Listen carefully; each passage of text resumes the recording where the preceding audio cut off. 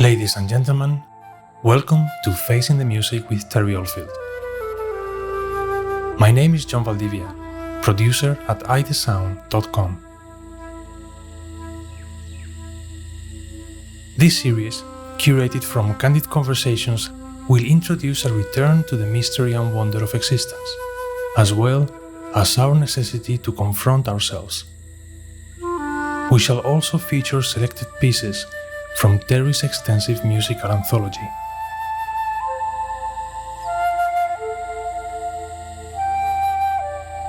In this episode, Terry embarks on a fascinating exploration of other realities. Drawing on his own experiences, as well as those of Robert Monroe, he delves into the concept of the second body and discusses the limits of this particular reality.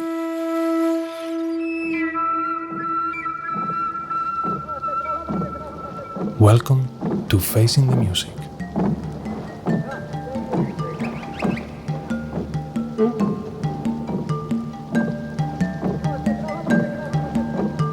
I've just been revisiting the Robert Monroe book. I've just been rereading it after 20, 30 years. It's very interesting because he says that he calls it the second, which is the second body, the astral body or whatever it is that leaves the body and can still function. He said this is not the world of the second body, and it finds it very difficult to function here. His journeys and my journeys actually out of body were very difficult. It's a bit like moving in mud because you've got this extremely high rate of vibration, which is free suddenly of the physical. And the home of the second body is a world where thoughts become reality or intentions become reality instantly.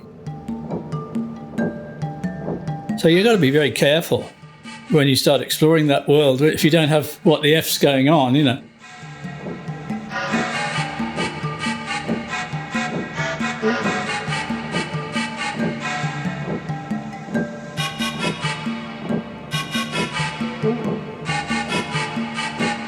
He writes a whole chapter here about sex in the second body, and it's nothing to do with the physical, it's to do with energy fields interacting together in a way that is totally asexual but ecstatic, in a way that is totally beyond description.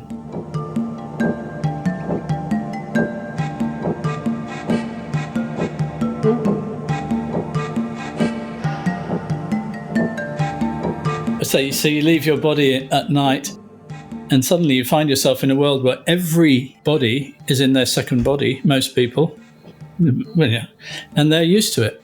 But when you start to try to function in a reality where thoughts are things, literally, instantly.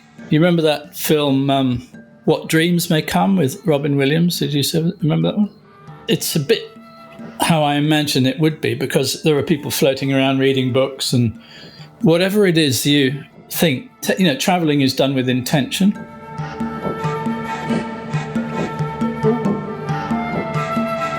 And this also links in with the Castaneda books again, where Don Juan and Don Gennaro, who are both magicians, in South American terms, they would be classed as shamans, I suppose. They have become skilled at moving around in their second bodies in this reality. And so they can do things like appear in two places at once. And you hear stories of this in the Hindu world as well, people who learn how to do this.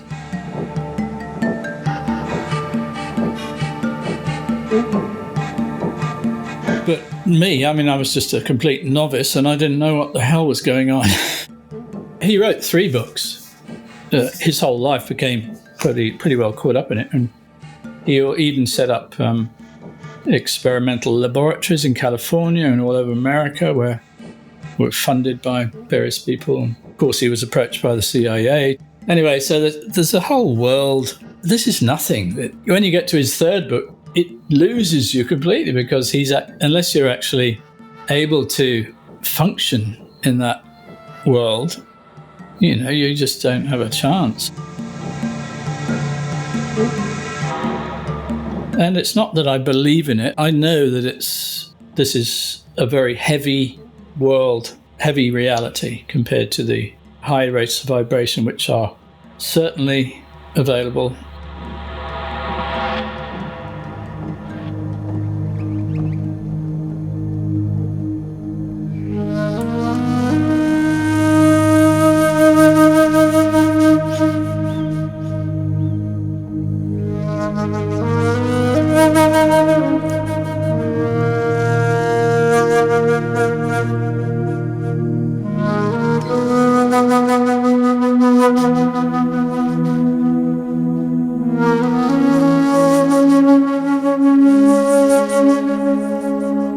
What it boils down to is that this reality is very, very limited, but incredibly special at the same time.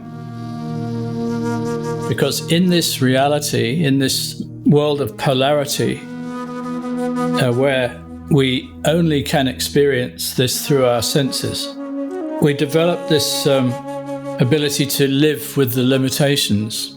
And he says that as soon as you leave the physical, you enter into what he calls the there.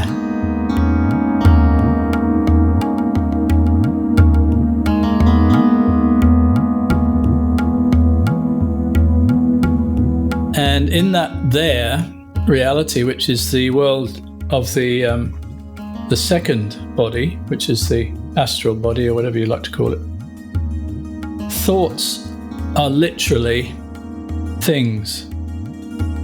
I can imagine in the process of dying, if you have never considered these things, you suddenly find yourself in a place where what you think happens.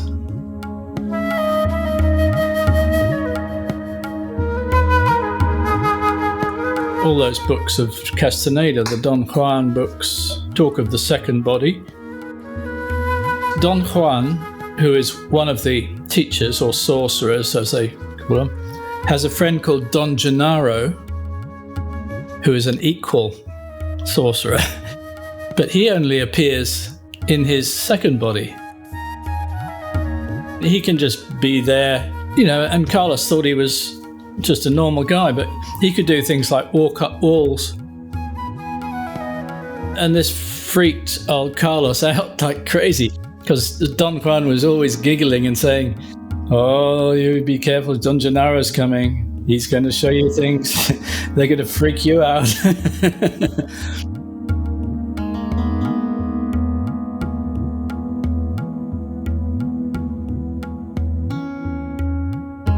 And once you start to acknowledge the reality of these things, overflow into the there, this reality, although it is apparently much in demand from the there to have a physical human experience, because in this human experience, it's a training ground for developing the right brain, right hemisphere brain. The left brain is the analytical, problem-solving, but that is very important in the there, because having experienced a lifetime of limitation where thoughts don't seem to be things, although they are, we can't directly experience the connection between matter and thinking. It's not thought in the sense of memory and stuff, it's will, I suppose, intention.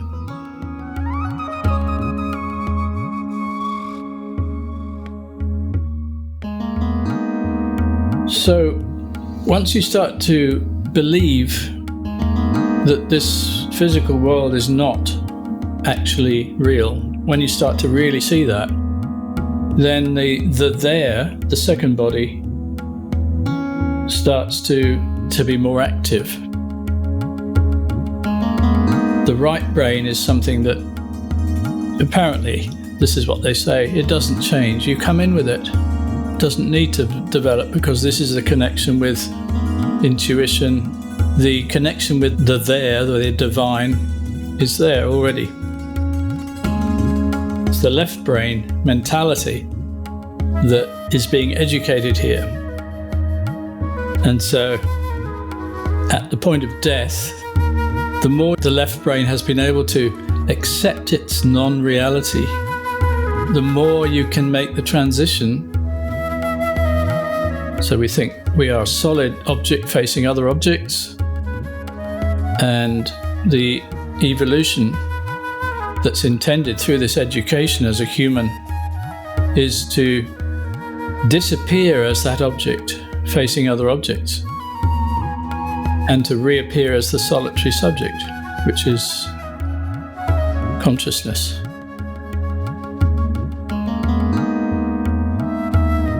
To the left brain, all this is incredibly complicated. No, I can't understand it, because its only point of reference is past experience projected onto the future. And that's the veil of Maya, the workings of the veil of Maya, and the whole waking up thing is just a pure process of education where you discover that things are more fluid than they look.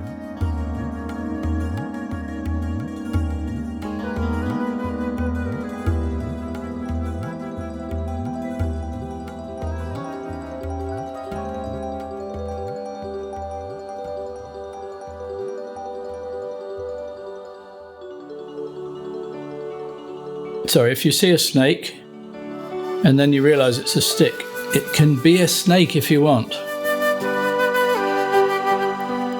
This is what Don Juan was always trying to teach Carlos. Don't waste it. If you see it different, that's the key. You know, the transformation of this reality is in the perception of it. And so when Gennaro suddenly jumps 40 meters onto a branch of a tree, Carlos literally vomited. He would vomit because it doesn't fit in with his understanding. And so he used Don Gennaro as a tool to take Carlos out of that steady, that's a screen, that's a tree, that's a sky, I'm a human, you're a, labeling, yeah.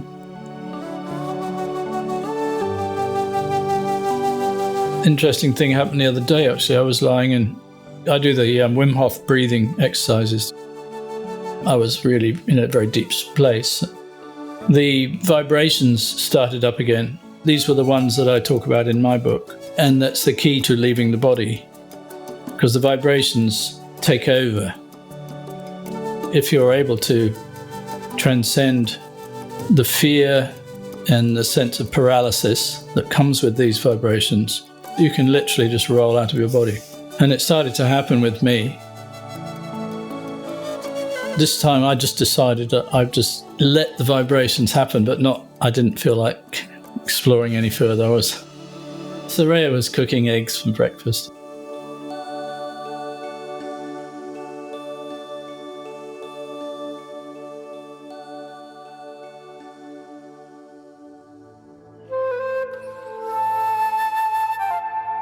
Thank you for listening to Facing the Music. We want to extend our gratitude for your company today.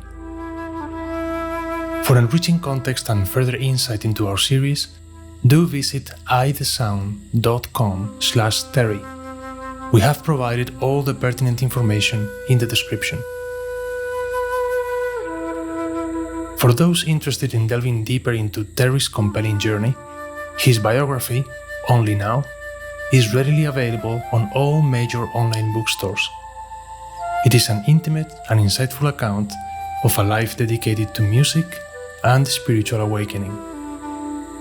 Lastly, please visit terryoldfield.com to stay up to date with Terry's latest endeavors.